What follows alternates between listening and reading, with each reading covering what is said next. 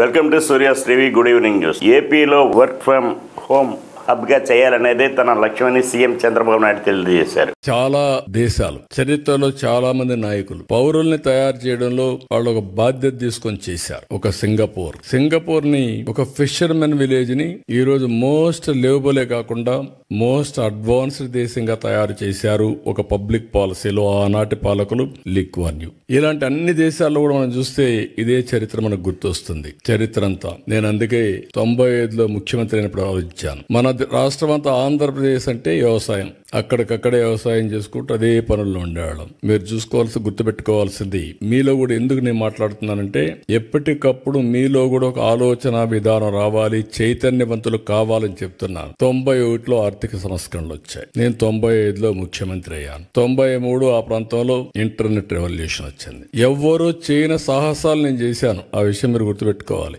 మొట్టమొదటిగా second generation reforms నేను ప్రారంభించాను. అక్కడి నుంచి ఐటీకి ప్రాధాన్యత ఇచ్చాను. ఐటీ అంటే ఎవరికి అర్థం కానప్పుడు ఐటీని గురించి మాట్లాడమే కాకుండా ఊరూరులో పోయి చెప్పా, మీ పిల్లలకు డబ్బులు ఇవ్వడం కాదు కావాల్సింది, మీ పిల్లలు ప్రయోజకులు కావాలంటే బాగా చదివించండి.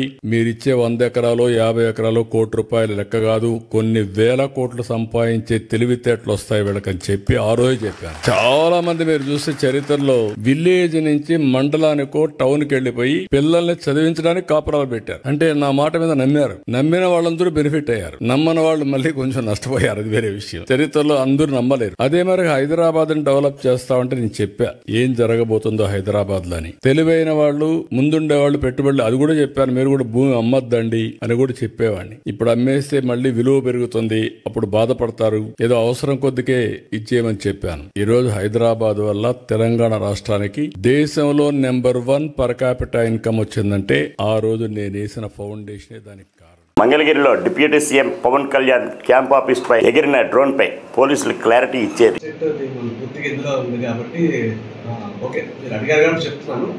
అయితే డ్రోన్ కేసు అయితే తేలిపోయిందండి, ఫైనల్ అయిపోయింది. ఇప్పుడు మన AP state fibre net limited వాళ్ళు ఒక ప్రాజెక్ట్ చేస్తారు, గవర్నమెంట్ ఇనిషియేటివ్ ప్రాజెక్ట్. అదేంటంటే మనకి మంగళగిరి ప్రాంతంలో పైలట్ ప్రాజెక్ట్ తీసుకున్నారు. మంగళగిరి చుట్టూ కాన్స్టిట్యున్సీ ప్రాంతంలో రోడ్లు ఎలా ఉన్నాయి, పాట్ హోల్స్ ఉన్నాయి, ఎంక్రోచ్మెంట్స్ జరుగుతున్నాయి, ట్రాఫిక్ ఎట్లా ఉంది, అలాగే శానిటేషన్ ఏ విధంగా జరుగుతుంది, అట్లాంటి అంశాల మీద డ్రోన్ షాట్స్ తీసి కన్సర్న్ కమిషనర్ గారికి, మున్సిపల్ కమిషనర్ పంపిస్తే వాళ్ళు చర్యలు తీసుకుంటారు, అలాగే కన్సర్న్ డిపార్ట్మెంట్స్ పంపిస్తే వాళ్ళు చర్యలు తీసుకుంటారు అన్న ఉద్దేశంతో వాళ్ళు ఒక పైలట్ ప్రాజెక్ట్గా ఆ డ్రోన్స్ ఎక్కడైతే జరిగింది. ఈ రోజు కూడా డ్రోన్ ఫ్లై చేశారు, నిన్న కూడా ఫ్లై చేశారు, మొన్న కూడా ఫ్లై చేశారు. అది మేము మన స్టేట్ ఫైబర్ నెట్ లిమిటెడ్ వాళ్ళు చంద్రబాబు గారితో కూడా మాట్లాడడం జరిగింది. వాళ్ళు కూడా దాన్ని జరిగింది. వాళ్ళు ఫ్లై చేసేటటువంటి ఏరియా కూడా మనకి క్లియర్గా వాళ్ళు డిమార్కెట్ చేసి చూపించిన ఫోటోగ్రఫీ ద్వారా చూపించడం జరిగింది. అన్నీ కూడా మొత్తం అది గూగుల్ ఎర్త్ మ్యాప్. అది ఏ రోజు ఏ ప్రాంతాన్ని చేశారు, ఆ ప్రాంతంలో ఏం కవర్ అవుతున్నాయో ఇచ్చారు. 18వ తారీఖున టీడీపీ పార్టీ ఆఫీస్ కవర్ అయింది, వాళ్ళు చేసే సభ్యులు, అలాగే జనసేన పార్టీ ఆఫీస్ కవర్ అయింది. చాలా మిగతా బిల్డింగ్స్ కూడా చుట్టుపక్కల కవర్ అయినట్టు క్లియర్గా వాళ్ళు మనకి పిక్చర్ రూపంలో కూడా ఫోటో రూపంలో కూడా మన గూగుల్ ఎర్త్ షాట్ వచ్చింది. లోకల్ పోలీస్ స్టేషన్ ఖచ్చితంగా మామూలుగా అయితే ఇన్ఫర్మేషన్ ఇవ్వాలి. ఈ జోన్లో అయినా సరే ఎక్కడ జోన్లో అయినా ఎగరేస్తే ఒక ఇన్ఫర్మేషన్ ఇవ్వడం వల్ల ఇటువంటి క్లారిటీ అనేది ఒక క్లారిటీ సిచ్యువేషన్ అనేది రాకుండా వేరేగా వెళ్ళకుండా ఇన్ఫర్మేషన్ అనేది ప్రాపర్గా ఉంటుంది. అయితే వాళ్ళు ఇన్ఫార్మ్ చేస్తామని చెప్పారు. ఒకసారి నేను వెరిఫై చేసుకుంటాను, ఎవరు చెప్పాను చూసుకుంటాను. ఏపీ ప్రస్తుతానికి చెప్తున్నాను, ఎందుకంటే జస్ట్ ఇప్పుడే నేను ఫైనలైజ్ చేసుకుని నేను కూడా స్టేట్ ఫైబర్ నెట్ ఆఫీస్కి వెళ్ళి అక్కడ ఆఫీసర్స్తో ఇంటరాక్ట్ అయ్యి వాళ్ళు చూపించినటువంటి ఏ ప్రదేశంలో డ్రోన్ ఎగరేస్తారో అనేది అసర్టైన్ చేసుకున్న తర్వాత మాత్రమే నేను మీడియాతో మాట్లాడతాను. అదే విషయాన్ని మేము ఆనరబుల్ డిప్యూటీ సీఎం గారి ఆఫీస్కి కూడా తెలియజేస్తాను. అంటే ఇది మీరు చూస్తే 18వ తారీఖు శనివారం సాయంత్రం నా నోటీస్కి వచ్చింది, నిన్న ఆదివారం. సో నిన్న ఏమి కూడా వర్కింగ్లో మనకి లేవు. సో నిన్న చాలా వేరే మార్గాల్లో వేరే యాంగిల్స్లో కూడా కోణాల్లో కూడా దీన్ని మేము ఎంక్వైరీ చేయడం జరిగింది. నిన్న రాత్రికి మనకి కొంచెం క్లారిటీ వచ్చింది. ఈరోజు మార్నింగ్ ఫైనలైజ్ చేస్తున్నాం. ఈ రోజులైతే కాదు, ఇన్సిడెంట్ జరిగింది 18th, అది సాటర్డే. కూటమి ప్రభుత్వం కక్ష సాధింపు ప్రభుత్వం కాదని మంత్రి లోకేష్ అన్నారు. ఒక మిత్రుడు కూర్చున్నప్పుడు చూపించాడు, ఒక అతని పేరు ఎర్ర బుక్ గురించి చూపించాడు. పాదయాత్రలు ఎర్ర బుక్ గురించి మాడితే ఎవడు పట్టించుకోలేదబ్బా. ఎన్నికలైన తర్వాత అది దాంట్లో డౌట్ వద్దు. మీరు చూస్తే నేను పాదయాత్రలో చాలా స్పష్టంగా చెప్పాను, ఎవరైతే చట్టాన్ని ఉల్లంఘించి ప్రజల్ని కార్యకర్తలను ఇబ్బంది పెట్టారో వాళ్ళని వదిలేది లేదు అని చెప్పాను. అది ఎందుకు చెప్పానంటే అండర్లైన్ ఉంది అక్కడ, చట్టాలు ఉల్లంఘించారు, నేను ఎస్టాబ్లిష్ చేయాలని. ఇది కక్ష సాధింపు ప్రభుత్వం కాదు, కానీ నేను ఎస్టాబ్లిష్ చేసి యాక్షన్ తీసుకుంటాం. దాంట్లో ఎలాంటి సందేహం మీకు అవసరం లేదు. రిలాక్స్డ్గా ఉండండి, మీరు యాక్షన్ చూస్తారు. ఆల్రెడీ మొదలైంది, పూర్తి కూడా చేసే బాధ్యత మేము తీసుకుంటాం.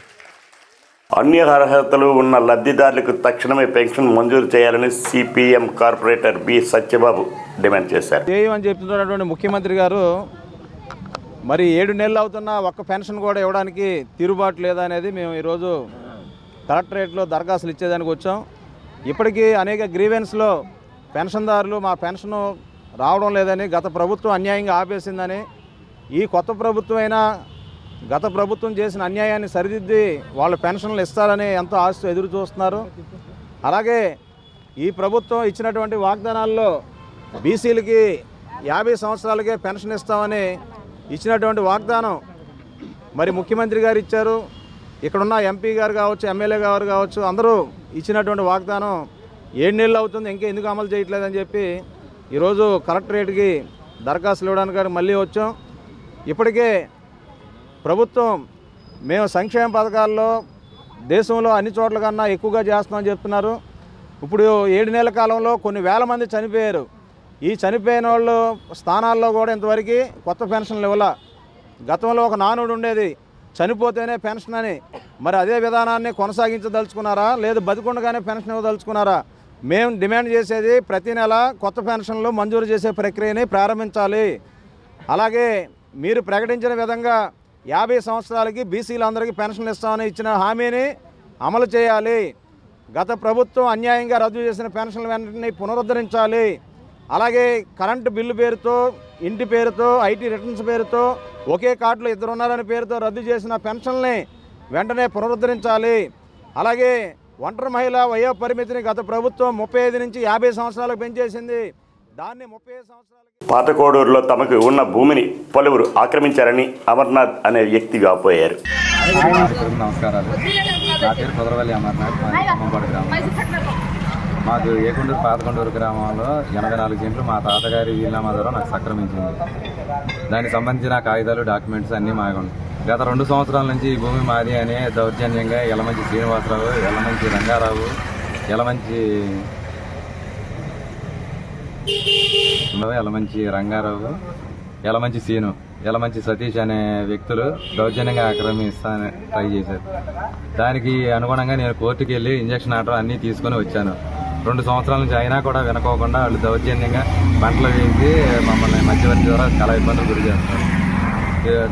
రీసెంట్గా నేను మా పొలంలోకి వెళ్ళి నేను ఎందుకు వేశారని అడగడానికి వెళ్తే మా అక్క, మా అమ్మగారు, నేను కూలీలతో వెళ్ళి మా పొలంలోకి మేము వెళ్తే దౌర్జన్యంగా యలమంచి శ్రీనివాసరావు, ఆయన కుమారుడు యలమంచి కిషోరు, యలమంచి పాండురావు గారు మా అమ్మగారిని తీవ్రమైన పదజాలంతో లంజా అని చెప్పేసి విపరీతమైన అనగొండ మాటలతో భయపరిచి కర్రలతో దాడి చేసి అడ్డు వచ్చిన మా అక్కనే అందరినీ కూడా కొట్టేసేసి ఇది చేశారు. చాలా తీవ్రంగా గాయపడ్డారు.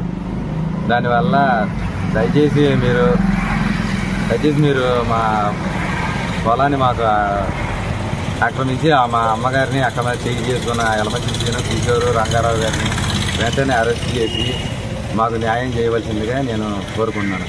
ఈ విషయం గౌరవనీయులు కొలిపూడి శ్రీనివాసరావు గారికి, అలాగే సర్కిల్ ఇన్స్పెక్టర్ గారికి, అలాగే ఏకొండూరు పోలీసు వారికి కూడా మీరందరూ సహకరించి మాకు న్యాయం చేయవలసిందిగా నేను కోరుతున్నాను. వీరి కుటుంబం నుంచి మాకు ప్రాణహాని ఉంది. మాకు ఈ నిమిషం నుంచి మా అమ్మగారికి కానీ నాకు కానీ ఏది జరిగినా దానికి కారణం యలమంచి సీను, యలమంచి నరసింహారావు, యలమంచి పాండురంగారావు, యలమంచి కిషోరు, యలమంచి సతీష్. ఏది జరిగినా వాళ్ళకే బాధ్యత. నిన్న మాకు ఆ సైట్లోని కనీసం ఆటోలను కూడా మాకు వచ్చే ఫెసిలిటీ లేకుండా 2 గంటల పాటు ఆ సైట్లోని దెబ్బలతో ప్రాణాలతో మా అమ్మగారు విలవిల్లాడారు సార్. అక్రమంగా 2 వాహనాలు పశువులు రవాణా పాల్పడుతున్నారని 3 వ్యక్తులను ఉంగుటూరు మండలంలో ఆత్మూరు వద్ద తెల్లవారుజామున పోలీసులు పట్టుకున్నారు.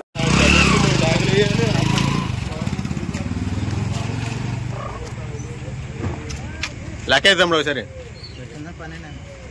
లాకేసావా మళ్ళీ లాక్కేవు సార్.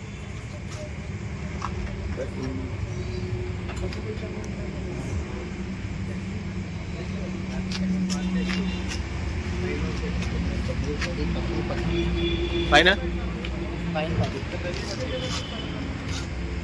అటు నుంచి వీడియో వచ్చింది పైన. నరేష్ అన్న తీసావా?